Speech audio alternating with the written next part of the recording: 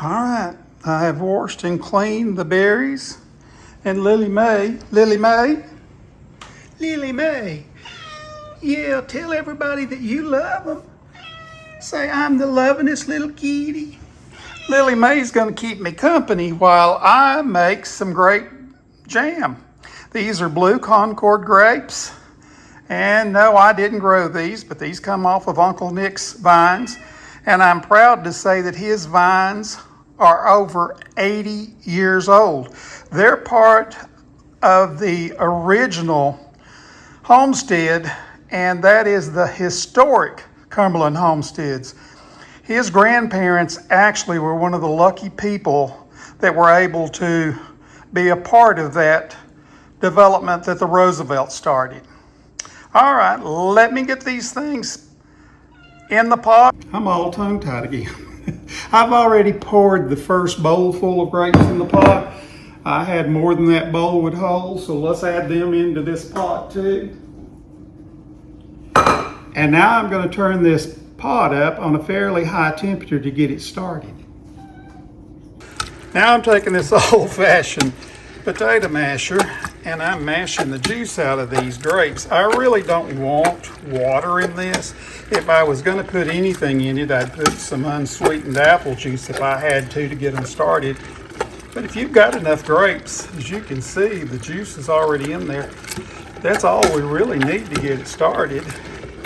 And I'll have to tell you that I do think that there's far more grape taste in the peels. They're far more sweeter than the inside green pulp. But we're going to cook all of it, and we're going to run it through a little sift. I'll show you that process as we get a little bit closer. So be back with you guys. As you can see now, I've got my grapes pretty well mashed up. I think everything's out of the actual grape skin. So I'm going to bring this to a boil, and then I'm going to turn it down and let it simmer long enough for all of this grape. Boy, my camera's getting foggy over this hot pot. But I'm going to simmer it long enough for most of that flavoring to come out of those grape skins.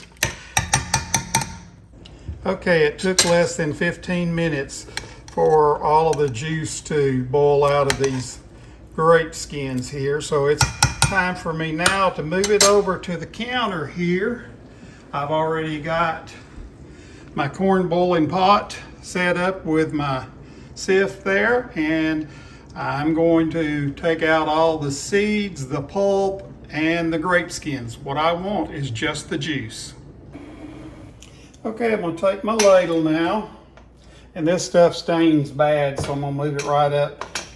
But it's hot. I need to make sure that that hot pad moves with it. And I'm just going to ladle it over in here and start the draining process. This is such a beautiful shade of purple. It's totally different than the white Concords that I worked up into the grape jam, jelly, whatever. I guess it's really called jelly since I'm removing all of the seeds and the pulp. I do get a little bit of pulp in it because I work it through this sieve here with my spoon. And all I'm doing is just taking that spoon and going around and around and around. And what's left, it'll go to the compost pile. I'll be back with you guys here in just a second once I can get this all strained. Since I had too much grape juice for the first batch, I just recently bought these half-gallon ball jars. I'm gonna wash one of them and sterilize it, and I'll pour the excess over so I'll have it ready for the next batch.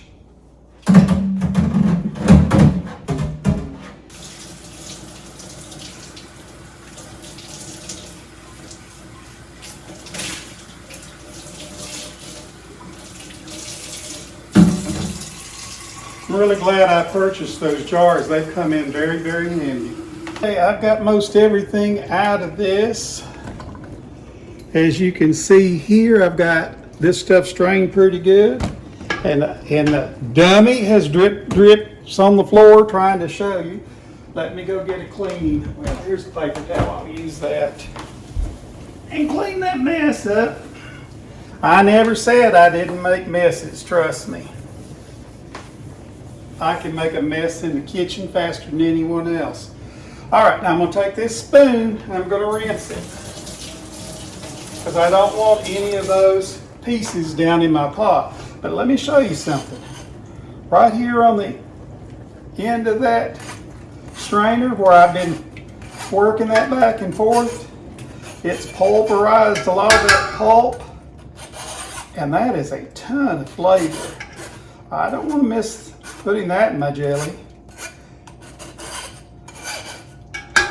Dang, there's a lot more of it in there than I thought there was. I said in there, on there. All right, once I get all this scraped off, all this goodness, I'll set this over in the sink till I get a chance to run it out and put it on my compost bucket. All right, there is my grape juice. And as you can see, because I did add that pulp and stuff, it's pretty thick. I'm rather proud of it. I have what I call my canning measuring cup because it goes up to 8 cups. There is 7 cups of pure cane sugar, and yes, if you didn't realize it before, jelly is primarily sugar with some juice. I'm using a box of Sure Gel, and I'll put, I think it calls for a half a teaspoon of butter on my recipe. But I have been known to put just a tad bit more. I don't tend to measure, I just guesstimate, and it normally works. But that's my ingredients. Let's get started now.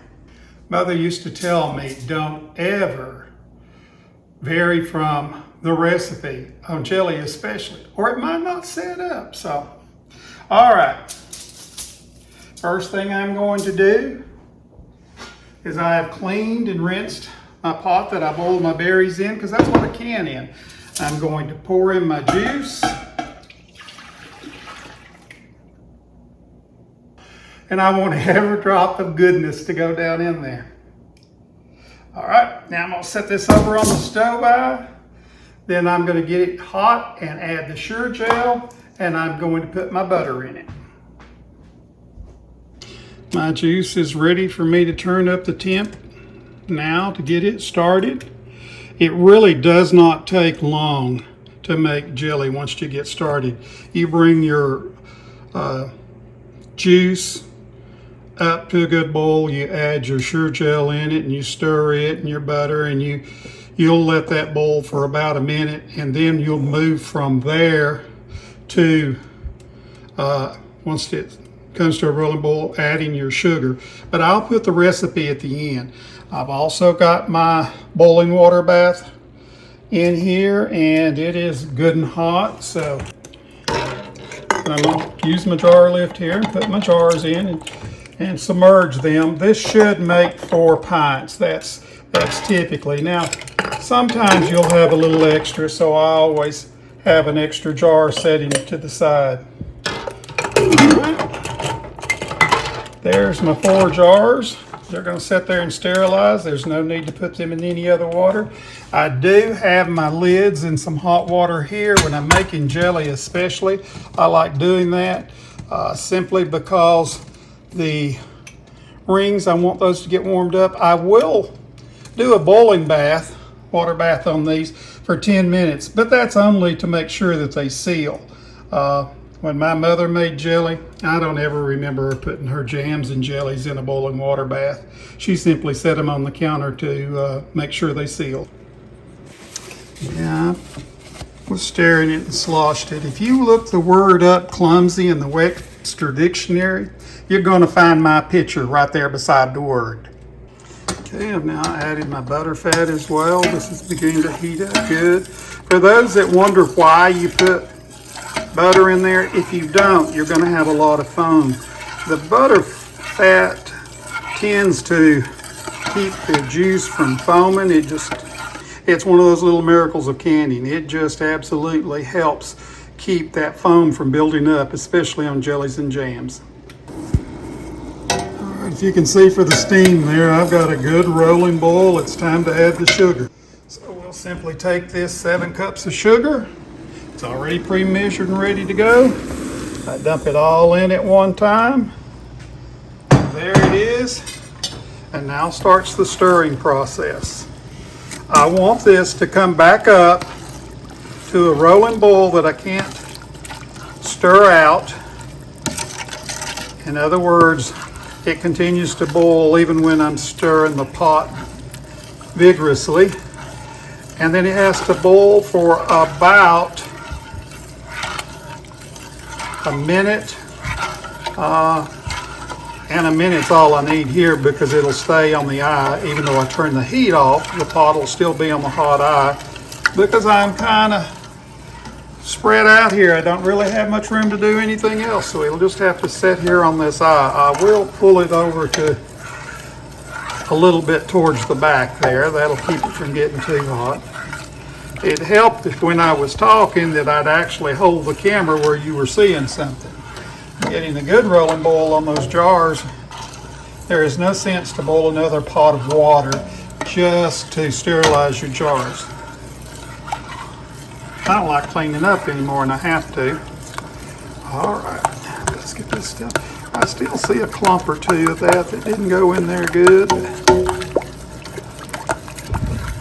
You realize that the reason you bring this to a boil is that sugar crystals typically will not combine with the water if it's just done and set out on the counter.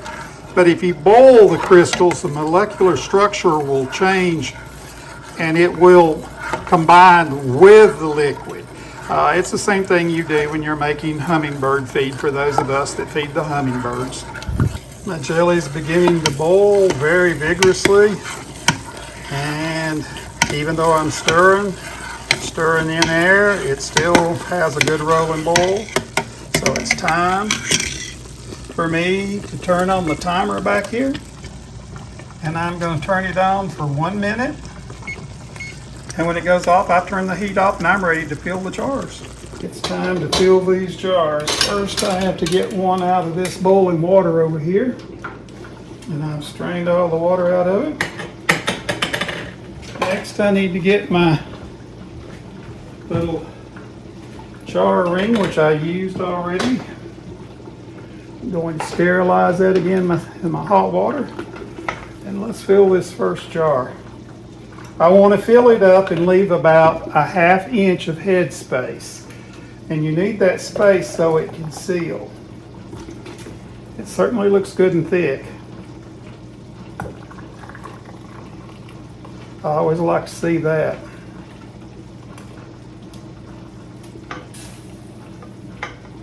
That's about it right there. When you've canned enough, you can tell what a 1/2 inch head space is.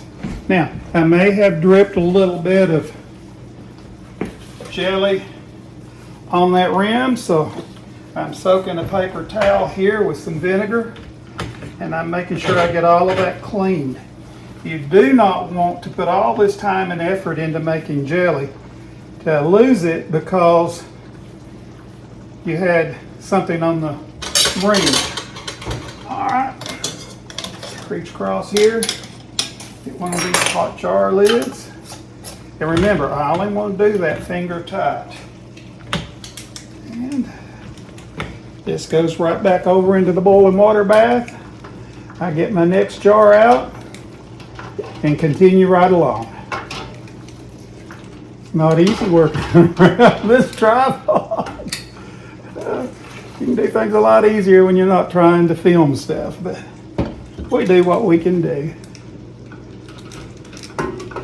I just wanted to show everybody how I can my jams. You know, if I'd have left those things sitting straight up instead of laying them sideways, I'd have been a lot easier to get them out. So we get our next bit of jam in, or jelly. Now we get our next bit of jelly in our jar. Put the lid on it and over into the boiling water bath it'll go too. Looks like I'm going to have at least one more batch. So that's excellent. I like it when I have 2 batches. If I'm going to have clean everything, I want to make as many jars as I can. All right. Reach over here with my fork. Get another lid. Put that on finger tight. Grab that jar and set that right over my boiling water bath. Next jar. Just got a little assembly line going here now. Fill it.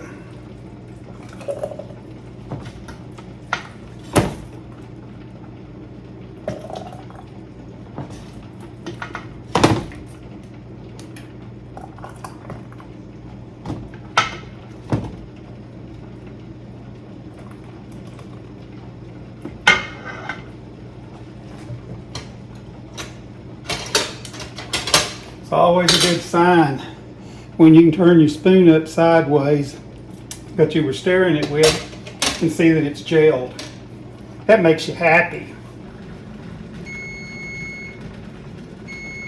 Okay, it's time to turn off the timer and remove the jars. I've got a towel set out here on the counter to put them on.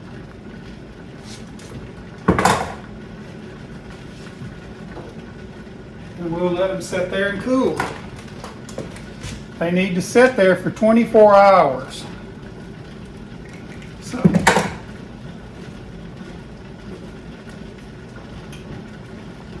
and in case you're wondering why you do a boiling water bath, the boiling water bath reheats the contents of the jar and the lid and the air inside of it, and it will kill any bacteria. There are, of course, certain foods that you're not supposed to use a boiling water bath. You need to refer to a canning manual to find out which ones. And there's things like tomatoes that you can process in a boiling water bath, but you've got to boil them for 45 minutes.